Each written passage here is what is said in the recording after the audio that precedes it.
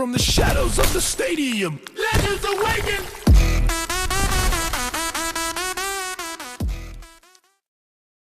Welcome to Broncos Unchained. I'm your host, Bossman Jay. And tonight's game with the Las Vegas Raiders against the Denver Broncos could be a lot more interesting than people think. We played 2 games against the Raiders every year, obviously. Last year, with Pat Surtain, we held Brock Bowers to 4 catches for 38 yards, 0 touchdowns. The game PS2 did not play. Brock Bowers had 8 catches for 97 yards and a touchdown. So tonight's game, a big difference is going to be the play of Dre Greenlaw. A lot of linebackers cover tight ends. I don't know whether the Broncos are going to put cornerback on Bowers or not, but we found out last year the effect that Brock Bowers can have without PS2 on the field. So tonight's going to be much of the same. We're going to pick our chain breakers and dominators. My wife have decided that we are going to look at Pat Bryant as our offensive MVP. Pat has showed sparks over the last couple of weeks, and before that, everybody knows he did the dirty work with the blocking, which a lot of receivers are reluctant to do. Pat is not. He's caught important balls, 1 touchdown pass, and has started to come into his own, and I think he will be used a lot tonight, as well as R.J. Harvey as well, in that joker role that Sean Payton has been talking about. On the defensive side, for our dominator, the defensive MVP, we are going to go with Dre Greenlaw. The reason we're going with Dre Greenlaw is because I think in the running game, he's an absolute run stuffer.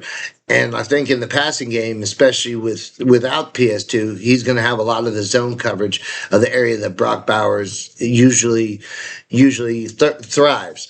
So tonight's game is going to be a lot more interesting than people think.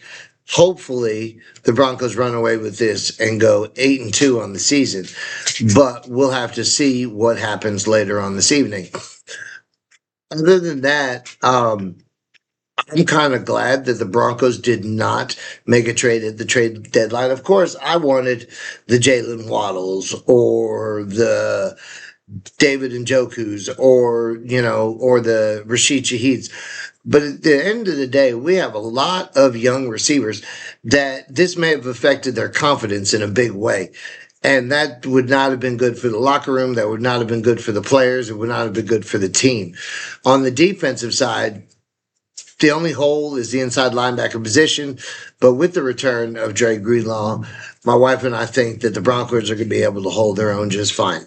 Hopefully, it is not a fourth quarter start for us, and we begin in the first quarter putting up points like we did against the Cowboys, because that's going to make a big difference in the game. A lot of teams, they lose their will to fight when they get behind, and the Raiders are one of those teams.